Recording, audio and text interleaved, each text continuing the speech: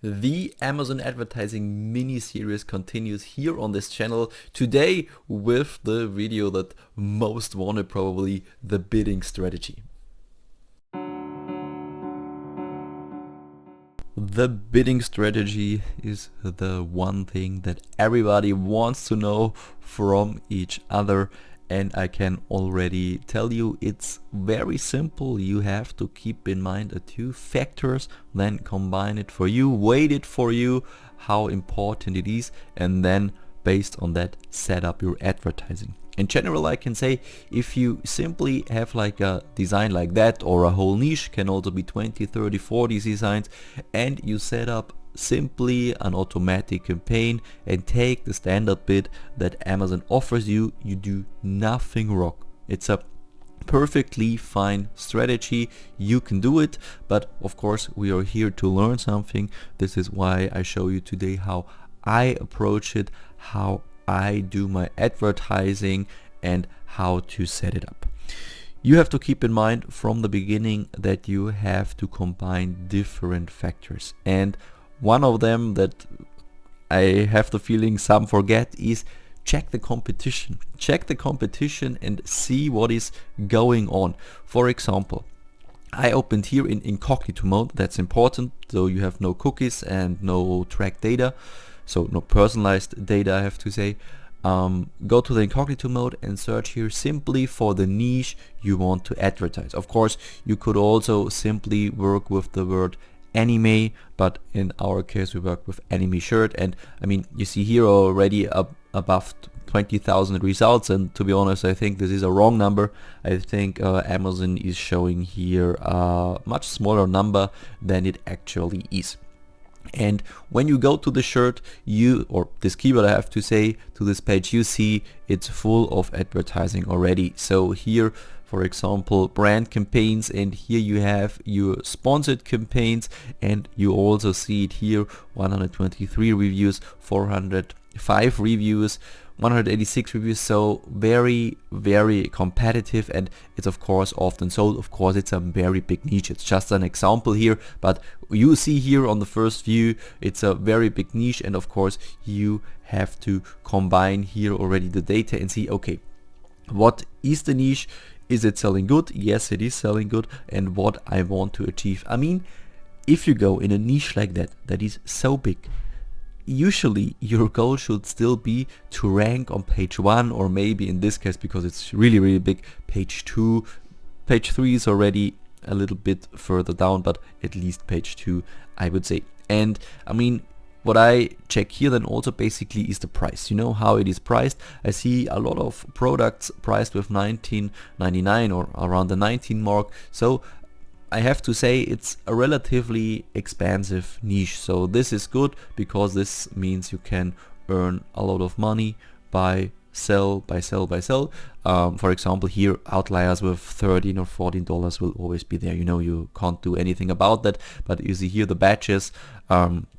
This sold more than 100 times last month. This sold more than 100 times last month. So in general, this is very good, and this is selling very often. So here, of course, definitely lies potential, but of course also here the advertising will be expensive to rank here, because this must be the goal when you go in a niche like that. And a second factor I have the feeling many ignore is the design quality. I mean, when we go back and see here our design, I mean, I would say it's relatively standard. And when I now go back to Amazon again and look here at the sellers, I have to compare against it. For example, okay, this design, I would say it does not look good. It's probably up since a very long time. Otherwise, I think you can't upload this today and still get the sales that this shirt here does.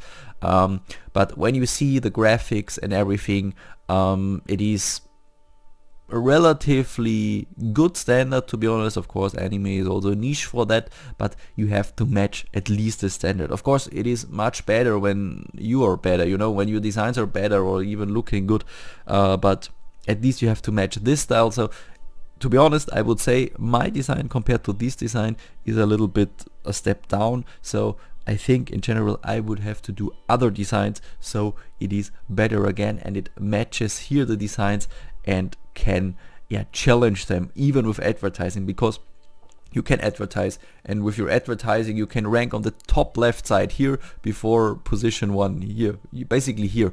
But I mean, if the customer looks in that row and he sees 4 designs that are better than yours, doesn't matter if it's on position 1, maybe he has a click on it and then it just costs, but he will decide for one of them. So make sure also the design quality matches that.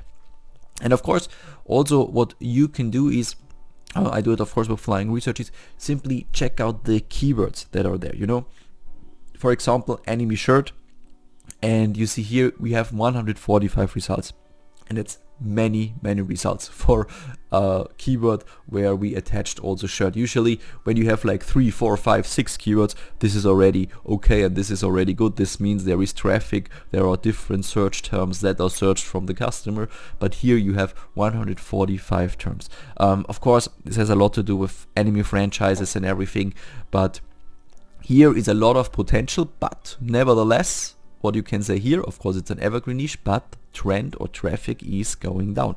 So this means the anime niche is selling less and not so good anymore than it did like 2021 or it did like 2022. It's an interesting fact. So you go into a highly competitive niche, and the trend is usually or currently going down the last couple of years. So if this makes sense in the end to rank here and risk everything to rank here, to be honest, I am not sure about that, to be if you have not experienced there or if you haven't a seller there already. Of course, you can also go to the real-time research, get the newest BSRs for the best-selling designs, and then simply look up, hey, how good they are selling. I mean, with the anime niche, I can tell you they have very good BSRs, and there are many shirts with daily sales and even more than one sale per day. So I can tell you this for this niche already. And now we go into the campaign builder. So in your Amazon advertising console, and we're setting up simply a campaign. I made last week already a video where I showed the structure and everything, so ad group settings, etc. We don't care in this video. We simply want to advertise and want to have a look at the bidding strategy. So I copy the ASIN or ASINs, then do it here. What I forgot to say, I mean, we price very low, so if you advertise here, you're definitely going to the minus, but in a niche like that, you will have to do that probably. And with 30.95, it's to be honest, it's a good pricing point. I mean, you could also do 40.99. Everything apart that could already unattract the customer, you know. They could say, it's a little bit, or it could be a little bit cheaper, or it's a little bit expensive, I go with another one, especially as long as you have no reviews and anything like that. So 30.95 in this case probably is a good starting point. Some say prices matter, others say they don't matter. I say they matter. I say they matter. It's simply my strategy here. So in this case also we go with automatic targeting, and you have here the campaign bidding strategy. And before you deal with the automatic targeting, with the default bids or with the bids in general, make your campaign bidding strategy. Is it up and down? Is it just down only? Or is it fixed bids? Usually I work with down only, and you also see that the default bid already jumps from, I don't know what it was, 0.22 to 0.32. And what I also would always recommend is not just setting your default bid. Of course, it's the easiest, the most effective and fastest strategy, but you can also set bids by targeting groups. I have to say, I'm a little bit surprised, because for this niche, the suggested bids from Amazon are relatively low, I have to say. But yeah, we deal with it. I mean, you can try this. As I said in the beginning, trying with the standard bid that Amazon offers you, you do nothing wrong with that, you know. You can simply start with a campaign like this with these bids exactly. But we, of course, we want to have, like a how do I say it? Like, you know, like a building, you know, we want to have like a standard that we always use, so we can compare also things and everything. And this is why we do here our custom bids, and of course also we have experience. You probably have it already, or maybe you get it over time, but you know which marketplace requires which bids. For example, as I said, they're relatively low, to be honest. If you want to rank now in anime, you know, a very, very big niche. I mean, otaku is also like a keyword that is very famous, but of course it has less competition, but of course it also has less traffic. Here, when you say I want to target, I want to go to page 2 or best case scenario page 1, then for this niche, don't be afraid, I would say maybe we can start with 0.45 for close match, because US is by far the most expensive marketplace when it comes to advertising, and when you have the most expensive marketplace plus a niche that is mega competitive, you have to have high bids. I mean, you see here the corridor that Amazon offers, and I mean, we are not far away from that, you know. To be honest, you could also go with 0.50 here, to get impressions, to get clicks, to see if something is selling. And for loose match, for substitutes, for complements, I would always lower the bid a little bit. For complements, to be honest, I would do the same bid like I do for close match, because complements, most of the time it doesn't work, to be honest. It all concentrates like on these three terms: close match, loose match, substitutes. And I would always set loose match and substitutes a little bit less than close match, and then some say, yeah, let's make it like the same, you know, loose and substitute.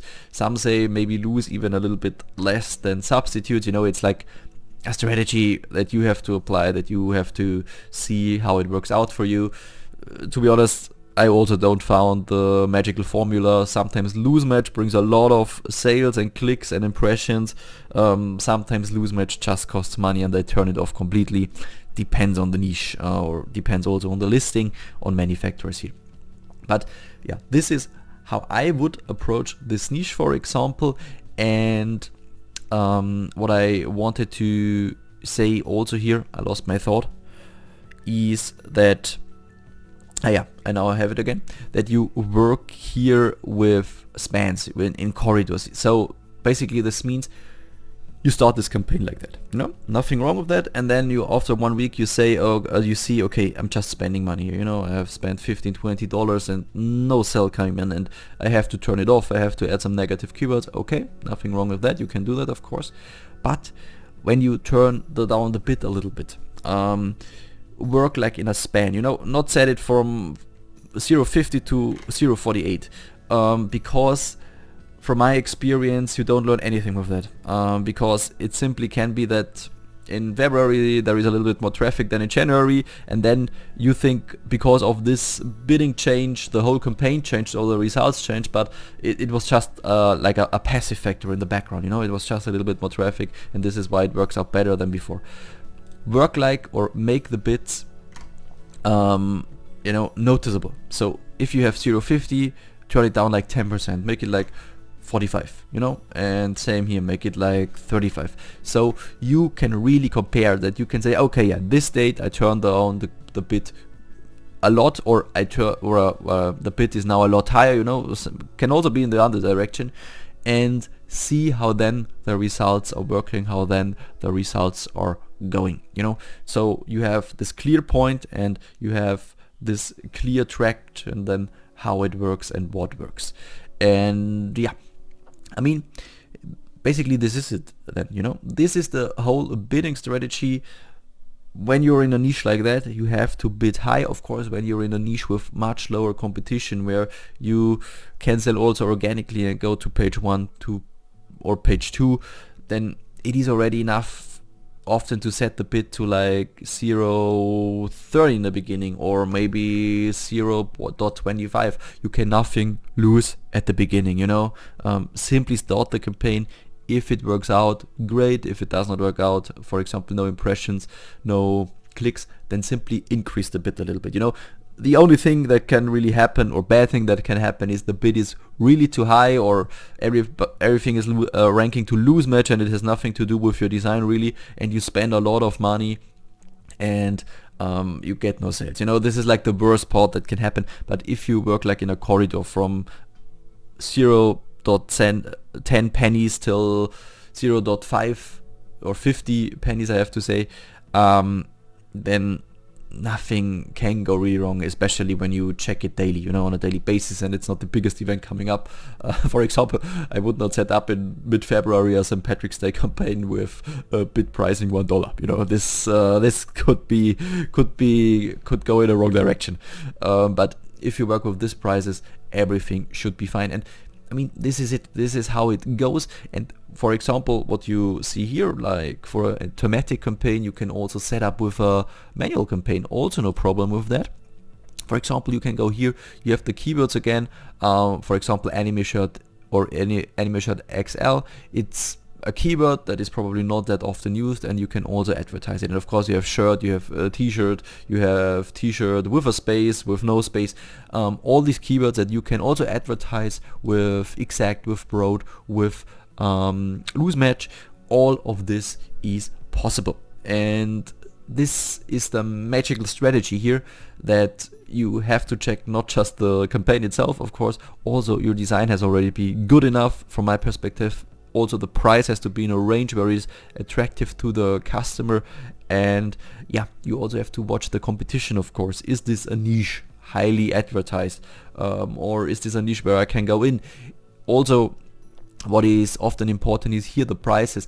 All the bestsellers are all priced with $40.99, or are they higher like here? Because this here means you can also go higher with the prices, and you can achieve a lot of margin here. That is possible. And also, like I told, the US marketplace is like the most expensive one. For example, what is 0.45 pennies can be like just 0.30 cents at the German market, or at the French market. Italian and Spanish market are even a little bit lower from costs price, but yeah, of course, also the traffic, also the potential is lower there. I mean, you have to get a feeling here in the corridor from 0.30 pennies till 0.50 pennies on the US market. I think you can make nothing wrong with sponsored products to get impressions, to get clicks, because when you advertise, this has to be the goal, you know. Lottery campaigns can help a lot, and I also do it, of course, but the strategy is simply put it all in a lottery campaign and hope for the best. I don't know, you know, if it's like a 100% strategy that you should use always, because at the end of the day, when you make advertising, I mean, it should bring you something in the end. You know, at the beginning it can cost, especially when it's events or bigger niches, but at the end of the day, after a few weeks, after a few months, maybe after a year, it should bring you value, you know, and not just spending more or hoping in a lottery campaign to sell something at least.